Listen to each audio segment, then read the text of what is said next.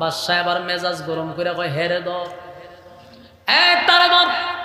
আব্দুল্লাহরে হাতে পায়ে বেঁধে তারপরে তেলের সামনে নিয়ে দাঁড় করাইছে। দাঁড় করাইয়া আবার তেলে ছেড়ে দিবে। আব্দুল্লাহ বিন হুযাফার চোখ দিয়া পানি পড়া শুরু হয়ে গেছে।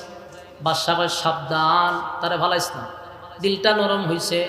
দৌড়াইয়া বাদশা গিয়া কয় এবার আব্দুল্লাহ, আমি তোরে অফার দিলাম, আমি তোরে এতগুলা শর্ত দিলাম, তুই মানলি না। কাপুরুষের মতো মৃত্যুর ভয়ে এখানে দাঁড়ায় দাঁড়ায় কান্দাস, দিলটা কি তোর নরম হইছে? ক এখনো সুযোগ আছে। আব্দুল্লাহ বিন হুযাফা বাদশার মুখে থুতু মারছে।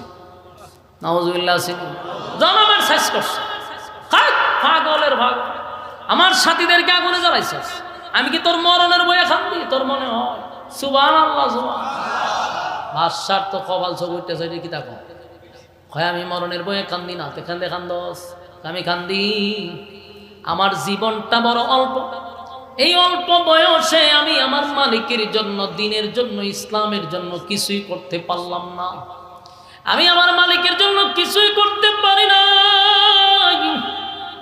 আর আমার অল্প বয়সে আমি আল্লাহর জন্য জীবন দিব, কিন্তু আমি তো একবারই জীবন দিব, আর তো ফিরে আইসা আর একবার জীবন দিতে পারবো না।